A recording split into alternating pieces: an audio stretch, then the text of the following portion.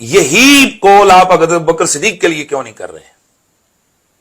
بھائی اہل سنت و جماعت کا موقف ہے کہ بی بی پاک نے قرآن پہ عمل کیا، ابوبکر صدیق نے حدیث پہ عمل کیا، تو حدیث کے سننے میں بھی تو غلطی لگ سکتی ہے ابوبکر صدیق رضی اللہ تعالیٰ عنہ کو، تو حدیث کے سننے میں بھی تو غلطی لگ سکتی ہے ابوبکر صدیق رضی اللہ تعالیٰ عنہ کو۔ اکیلے ہیں نا اس حدیث کے راوی، وہ اکیلے ہیں، بالکل ٹھیک ہے، تو ان کو سمجھنے میں خطا اجتہادی لگ سکتی ہے، تو ان کو سمجھنے میں خطا اجتہادی لگ سکتی ہے۔ تو اگر یہ کہہ دیا جائے کہ یہ جو حضرت ابوبکر صدیق بی بی پاک کو منع فرما رہے تھے، نہ کر رہے تھے، تو ان سے خطا ہوئی، تو اگر یہ کہہ دیا جائے کہ یہ جو حضرت ابوبکر صدیق بی بی پاک کو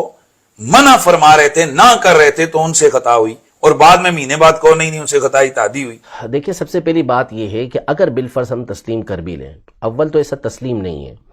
کہ سیدنا صدیق اکبر رضی اللہ تعالی عنہ سے یہ حدیث پاک مروی ہو، تو اس کا مطلب کیا ہوا کہ نعوذ باللہ سیدنا صدیق اکبر رضی اللہ تعالی عنہ نے بلا تحقیق تفتیش کے اس حدیث پاک کو آگے بیان کر دیا۔ اول تو ایسا ہے ہی غلط۔ امام شمس الدین ذہبی رحمۃ اللہ تعالی علیہ نے اور دیگر علماء نے اس بات کو لکھا کہ سب سے پہلے حدیث کو لینے کے اندر احتیاط برتنے والی شخصیت یہ حضرت سیدنا ابوبکر صدیق رضی اللہ تعالی عنہ کی ذات کی ہے۔ آپ دیکھیں کہ صدیق اکبر رضی اللہ تعالی عنہ اعلان نبوت سے پہلے نبی پاک صلی اللہ علیہ وسلم کے ساتھ رہتے تھے، 16 سال کی آپ کی عمر تھی، اسی وقت نبی پاک صلی اللہ علیہ وسلم سے آپ کی دوستی ہوئی، اور آخر عمر تک آپ حضور پاک صلی اللہ علیہ وسلم کے ساتھ رہتے رہے، لیکن اس کے باوجود ان کی احادیث کی تعداد آپ کو بہت تھوڑی ملے گی۔ بالکل کیوں؟ حالانکہ بلا شبہ آپ نے سب سے زیادہ حدیث نبی پاک صلی اللہ علیہ وسلم سے سنی ہے، کیونکہ رہے سب سے زیادہ آپ نبی پاک صلی اللہ علیہ وسلم کے ساتھ ہیں۔ تو ایک تو اس لیے کہ آپ نبی پاک صلی اللہ علیہ وسلم کے زمانے کے بعد، وصال فرمانے کے بعد آپ رضی اللہ تعالی عنہ یہ 2 سے 2.25 سال تک دنیا میں رہے، تو زیادہ اس لیے پھیلانے کا موقع بھی نہیں ملا۔ دوسرا، آپ بیان کرنے میں بہت احتیاط برتتے تھے، حضور پاک صلی اللہ علیہ وسلم کی حدیثوں کو ایسے ہی بیان نہیں کرتے تھے، بلکہ بعض اوقات ایسے واقعات پیش آئے کہ کسی نے حدیث بیان کی تو اس سے گواہ طلب کیا کہ اس پہ گواہ لے کر آؤ۔ تو کیا ایسے ہی حضرت ابوبکر صدیق رضی اللہ تعالی عنہ اس حدیث پاک کو بیان کر دیں گے؟ اگر بالفرض آپ سے ہی حدیث پاک مروی ہوتی تو بھی آپ تحقیق و تفتیش کے ساتھ ہی اسے بیان کرتے۔ نمبر 2، اگر آپ نے اس کو بیان کیا تو کیا صحابہ کرام علیہم رضوان دیگر سامنے موجود نہیں تھے؟ بہت سارے وہ صحابہ کرام علیہم رضوان کہتے کہ یہ تو ہم نے سنا ہی نہیں نبی پاک صلی اللہ تعالی علیہ وآلہ وسلم سے، یہ آپ کیا بیان کر رہے ہیں؟ حالانکہ کسی نے بھی ایسا نہیں کہا۔ دوسری بات یہ کہ یہ معاملہ، یہ والی حدیث مبارکہ، یہ تقریباً 13 صحابہ کرام علیہم رضوان سے مروی ہے، اور اجلہ علماء جنہوں نے حدیث متواتر، یہ وہ حدیث ہوتی ہے کہ جس کو اتنے لوگ روایت کرتے ہیں کہ ہم تصور نہیں کر سکتے کہ یہ لوگ جھوٹ بول رہے ہوں، سارے کے سارے ایک بات کے اوپر جمع ہو گئے، اور پھر ہر دور کے اندر اتنے افراد موجود رہے ہوں کہ جنہوں نے یہ حدیث مبارکہ اتنے ہی افراد نے آگے روایت کیا ہو کہ ان کو سن کر نہ لگے کہ یہ جھوٹ پہ جمع ہو سکتے ہیں، ایسا ہو نہیں سکتا۔ تو 13 صحابہ کرام علیہم رضوان ایک بہت بڑی تعداد ہوتی ہے جنہوں نے اس حدیث پاک کو بیان کیا، اور ان میں سے 8 تو وہ صحابہ کرام علیہم رضوان ہیں جو عشرہ مبشرہ سے تعلق رکھتے ہیں۔ حضرت سیدنا ابوبکر صدیق رضی اللہ تعالی عنہ، حضرت عمر رضی اللہ تعالی عنہ، حضرت علی رضی اللہ تعالی عنہ، صحابی 8 جی، حضرت علی رضی اللہ تعالی عنہ، حضرت طلحہ بن عبید اللہ رضی اللہ تعالی عنہ، حضرت سعد بن ابی وقاص رضی اللہ تعالی عنہ، حضرت زبیر رضی اللہ تعالی عنہ، حضرت عبد الرحمن بن عوف رضی اللہ تعالی عنہ، حضرت عثمان رضی اللہ تعالی عنہ، یہ اتنے سارے صحابہ کرام، ان میں سے 8 تو وہ ہیں کہ جو عشرہ مبشرہ سے تعلق رکھتے ہیں، اور ان تمام کی روایت یہ امام بخاری نے حضرت ابوبکر صدیق رضی اللہ عنہ سے روایت کیا، حضرت ابو ہریرہ رضی اللہ عنہ سے روایت کیا،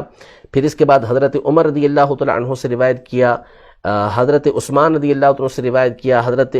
طلحہ رضی اللہ تعالی عنہ سے امام نسائی نے روایت کیا۔ تو یہ سارے موجود تھے، اور ہوا یہ کہ یہ کوئی ایک دفعہ کا معاملہ نہیں ہوا، خود حضرت سیدنا علی المرتضیٰ کرم اللہ تعالی وجہہ الکریم اور حضرت عباس رضی اللہ تعالی عنہ جو نبی پاک صلی اللہ علیہ وسلم کے چچا ہیں، یہ ایک معاملہ لے کر حضرت عمر رضی اللہ عنہ کے پاس آئے، تو اس وقت صحابہ کرام علیہم رضوان میں سے یہ عشرہ مبشرہ کے افراد اور ایک جماعت موجود تھی، تو ان سے باقاعدہ حضرت عمر رضی اللہ تعالیٰ عنہ نے فیصلہ کروانے سے پہلے سوال کیا اور پوچھا کہ کیا تم لوگوں نے نبی پاک صلی اللہ علیہ وسلم کی حدیث نہیں سنی؟ تمہیں معلوم نہیں کہ نبی پاک صلی اللہ علیہ وسلم نے یہ ارشاد فرمایا کہ ہم جو ہے وہ وارث نہیں بناتے، ہم جو کچھ چھوڑتے ہیں وہ صدقہ ہوتا ہے؟ تو انہوں نے کہا کہ نعم، کیوں نہیں، ہم نے سنی ہے۔ تو یہ سارے کے سارے کہہ رہے ہیں کہ ہاں ہم نے سنی ہے۔ پھر اس کے بعد یہ معاملہ یہی نہیں بلکہ مسند احمد کی حدیث مبارکہ ہے کہ ازواج مطہرات، کیونکہ اگر ہم وراثت کی بات کریں تو ان کا بھی حصہ نبی پاک صلی اللہ علیہ وسلم کی وراثت سے بنتا تھا۔ اکبر کی جو صاحبزادی حضرت عائشہ رضی اللہ تعالیٰ عنہ، ازواج مطہرات نے اس بات کا ارادہ کیا کہ وہ حضرت عثمان غنی رضی اللہ تعالیٰ عنہ کو بھیجیں اور وراثت کا مطالبہ کریں۔ تو حضرت عائشہ رضی اللہ تعالیٰ عنہ نے ان سے کہا کہ تمہیں یاد نہیں، کہ تمہیں معلوم نہیں کہ نبی پاک صلی اللہ تعالیٰ علیہ وسلم نے یہ ارشاد فرمایا تھا کہ ہم وارث نہیں بناتے، یا ہمارا وارث نہیں بنایا جاتا، ہم جو کچھ چھوڑیں وہ صدقہ ہوتا ہے۔ تو وہ بھی ساری راضی ہو گئیں۔ مسند اسحاق بن راہویہ کے الفاظ ہیں کہ انہوں نے اپنا حصہ چھوڑا اور راضی ہو گئی اس کے اوپر۔ تو یہ سارے صحابہ کرام علیہم الرضوان روایت کرنے والے موجود، اور پھر یہ معاملہ ایک سے زائد مرتبہ پیش آیا، اور جب بھی یہ حدیث یاد دلائی گئی تو سامنے والے آمنا صدقنا کہ بالکل خاموش ہوئے۔ تو اب یہ کہنا کہ صدیق اکبر رضی اللہ تعالیٰ عنہ ہی اس حدیث پاک کو روایت کرنے والے، پہلی تو بنیادی بات یہی غلط، اور بالفرض اگر آپ روایت کرنے والے اکیلے ہوتے بھی تو بھی وہاں پر صحابہ کرام علیہم رضوان کی جماعت موجود تھی جو کسی لومت لائم کی پرواہ نہیں کرتی تھی، کسی ملامت کرنے والے کی ملامت سے ڈرتی نہیں تھی، وہ صاف کہہ سکتی تھی، لیکن ان تمام نے اس بات کو قبول کیا کہ ہاں یہ بات ایسے ہی ہے جیسا کہ سیدنا صدیق اکبر رضی اللہ تعالیٰ عنہ یہ ارشاد فرما رہے ہیں۔